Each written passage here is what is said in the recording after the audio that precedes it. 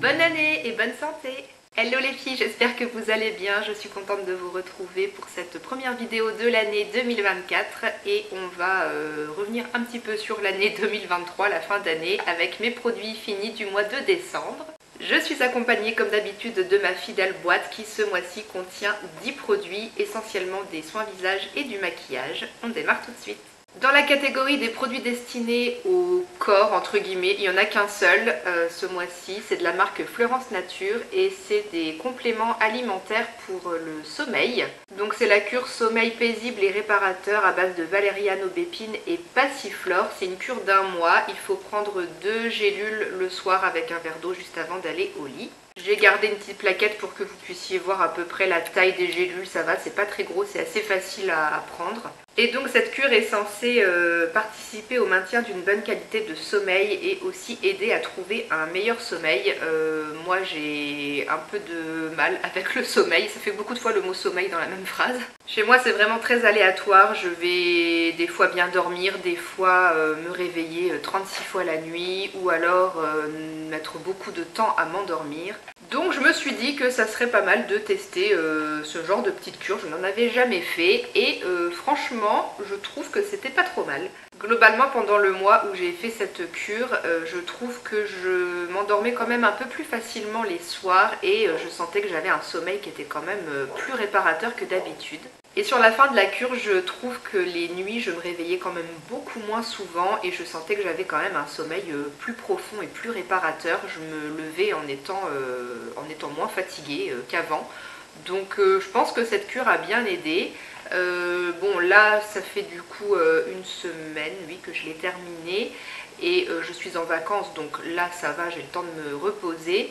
Je verrai une fois que j'aurai repris le boulot si ce bon sommeil se maintient ou si ça se détériore à nouveau, on verra bien.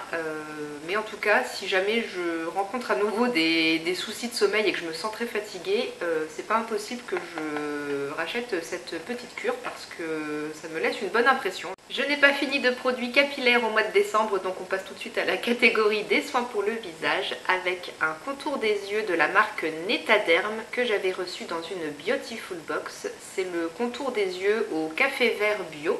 Je l'ai utilisé matin et soir, je l'avais entamé au début de cet été et je l'ai vraiment beaucoup aimé ce contour des yeux, une bonne surprise. C'est une texture de gel assez liquide, entre le gel et l'eau on va dire. C'est assez frais, c'est très facile et très agréable à étaler et à masser sur le contour des yeux, ça pénètre assez vite.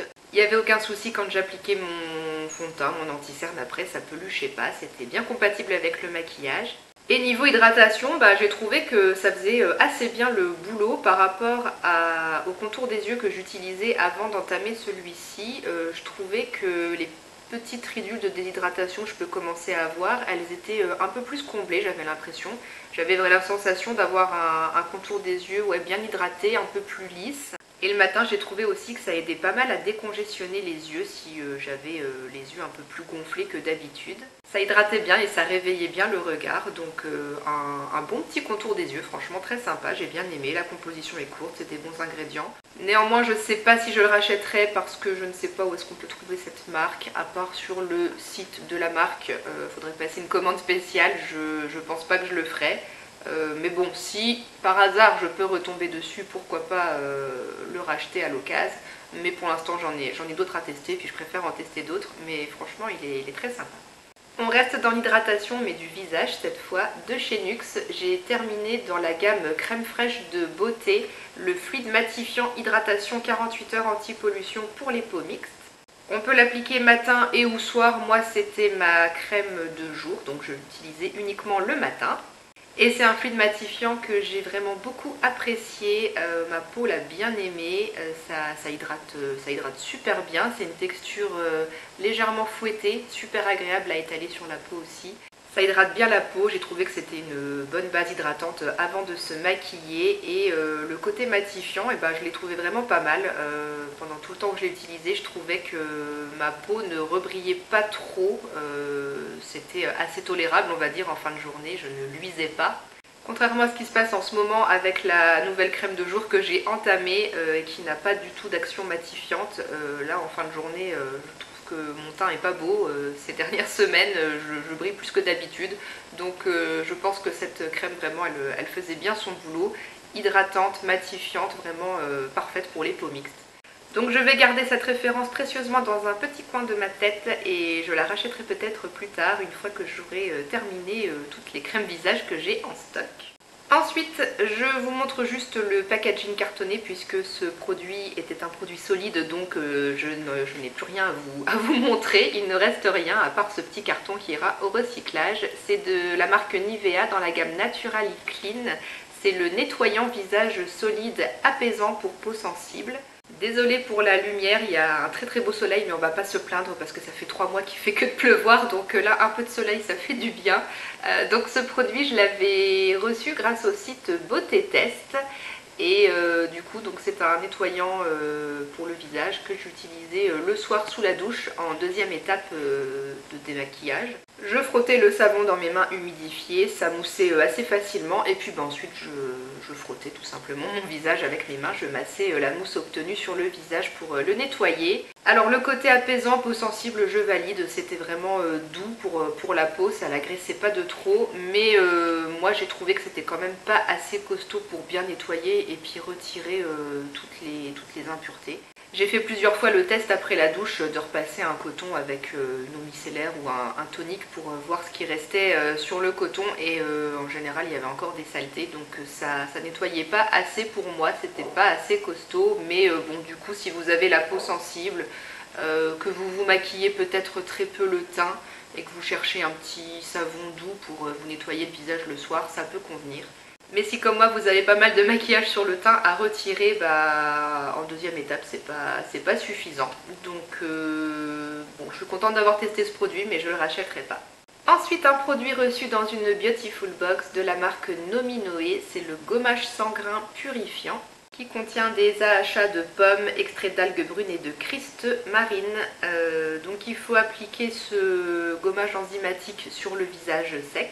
Le laisser poser environ 5 minutes, moi je dis quand même plus, il vaut mieux au moins 10 minutes. La texture sèche légèrement et une fois que c'est sec, on procède au gommage, on fait des petits mouvements circulaires pour décoller le produit qui part en petites miettes. Donc mettez-vous bien au-dessus du lavabo. Et une fois qu'on a fini de faire les petits mouvements circulaires, on rince à l'eau et puis moi ensuite je faisais toujours un masque.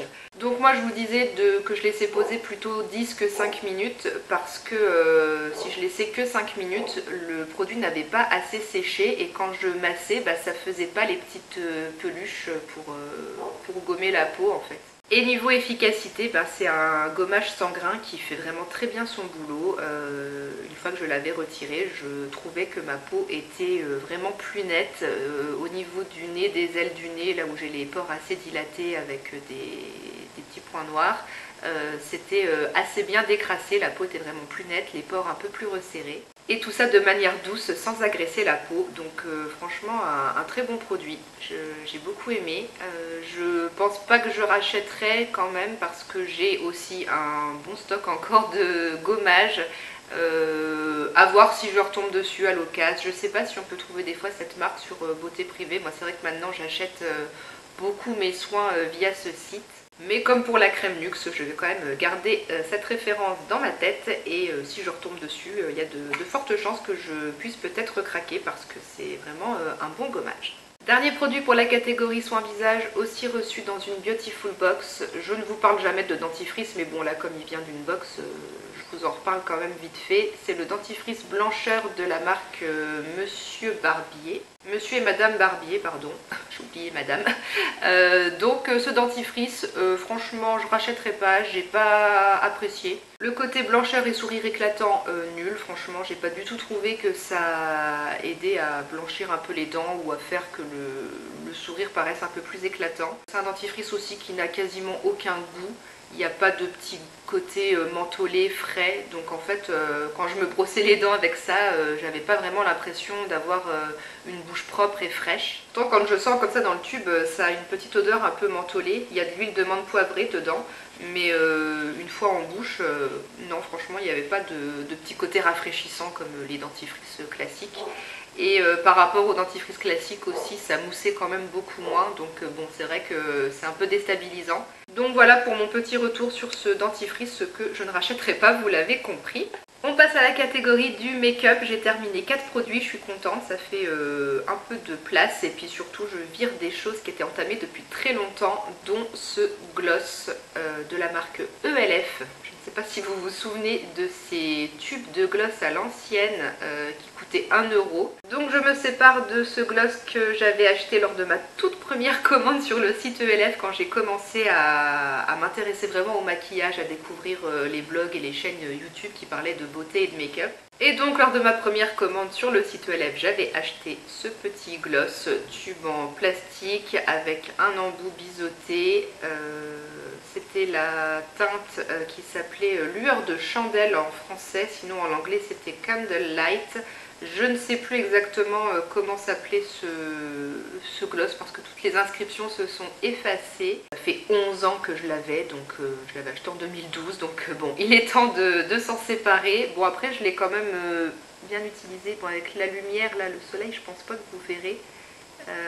Le niveau du produit, voilà, il est ici. Donc on va dire que j'ai quand même utilisé les 3/4 de ce gloss. Après la texture et l'odeur n'ont pas changé, mais ça fait 11 ans que je l'ai, il est temps de le jeter. Et puis c'est quand même un gloss vraiment à l'ancienne avec une texture épaisse qui colle. Donc c'est pas ce qu'il y a de plus agréable sur la bouche. Et puis au cours de la journée, le produit s'agglutine sur le bord des lèvres et puis vous vous retrouvez avec des traces blanches. Là c'est immonde ça. Donc bon voilà, je m'en sers quasiment plus. Je l'ai remis une fois au mois de décembre, mais franchement stop, ça sert à rien que je le garde. Je vous fais un petit swatch, mais bon, avec cette lumière là, je sais pas si vous verrez bien la couleur. C'était un marron avec des reflets dorés. J'aimais beaucoup la couleur, c'était super lumineux sur la bouche, ça faisait vraiment une bouche très pulpeuse. Je le portais beaucoup au début forcément quand ma collection make-up n'était pas très fournie, et puis bah, au fur et à mesure du temps et puis des nouvelles découvertes de gloss quand même plus agréables à porter, moins collants et moins épais, j'ai délaissé ce produit. Mais bon, au début pour une bouche nude et bien brillante, je l'aimais quand même bien. Bon, j'ai dû baisser le volet parce que la lumière là ça m'aveuglait, mais bon du coup c'est un peu n'importe quoi cette lumière, mais bon c'est pas grave, on fera avec. Ensuite je vous parle d'un mascara que j'avais reçu dans une Beautiful Box de la marque Studio 78 Paris. C'est le mascara double effet On Papillonne. Alors je pense que c'est le full size quand même, mais le tube est petit.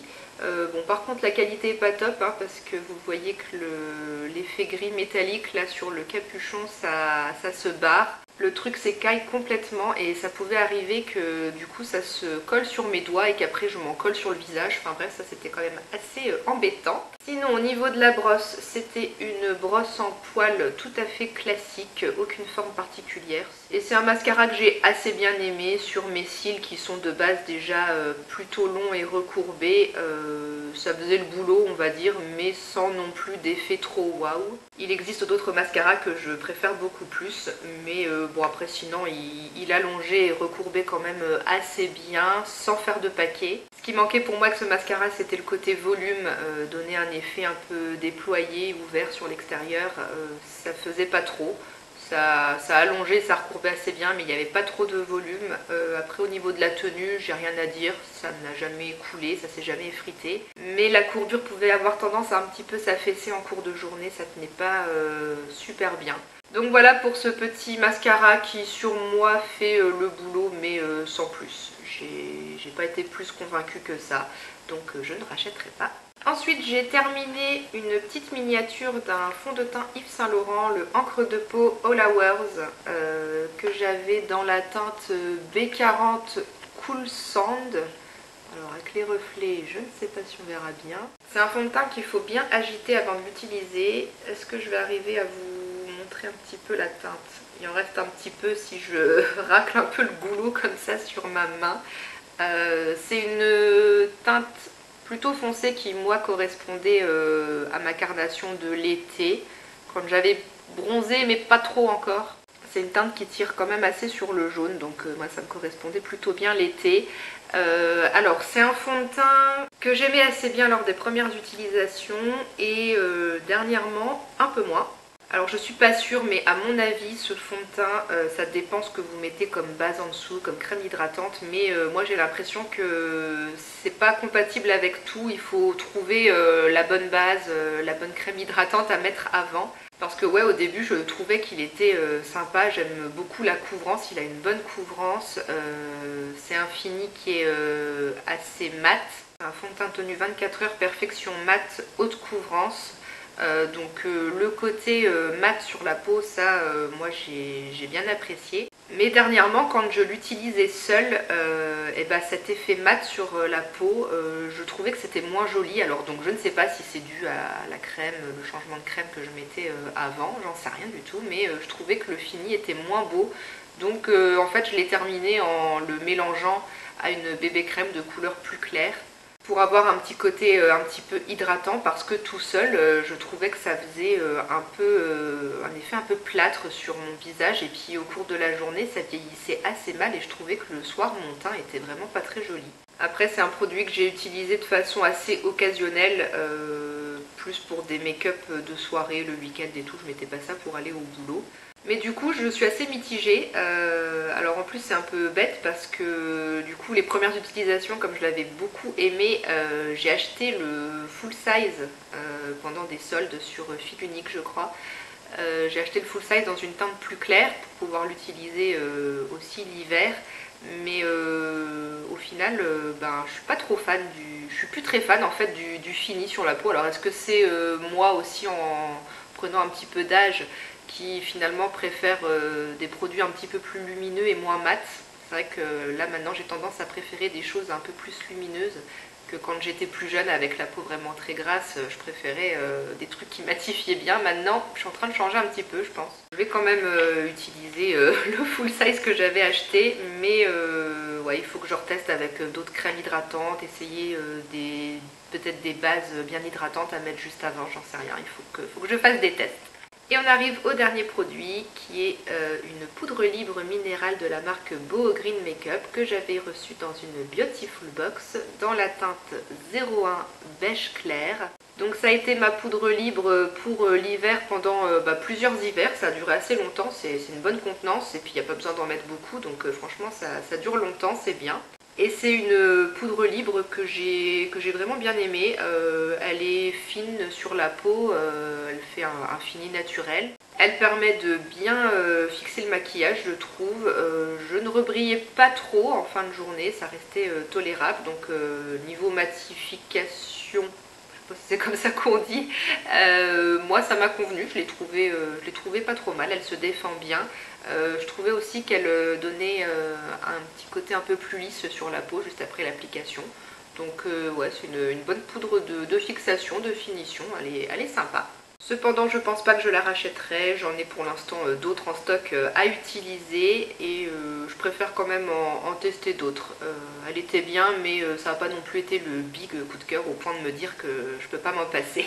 Et voilà pour cette vidéo de produits finis du mois de décembre, j'espère qu'elle vous a plu, j'espère que tous les avis que j'ai donnés pourront vous être utiles. J'ai fait un petit calcul juste avant de commencer la vidéo, je suis retournée sur tous mes articles de blog des produits finis de l'année 2023 pour voir combien j'avais fini de produits cette année et résultat des courses, j'en ai terminé 124. Full size, miniature et échantillon, tout confondu, 124 produits. Donc je suis plutôt contente, j'ai quand même cette année descendu pas mal de trucs et vidé quand même pas mal de choses dans mes stocks, donc c'est cool. Merci d'avoir regardé cette vidéo jusqu'au bout. Si vous voulez venir papoter avec moi dans les commentaires, il n'y a pas de souci, je vous répondrai avec plaisir. Je vous fais plein de bisous et je vous dis à bientôt.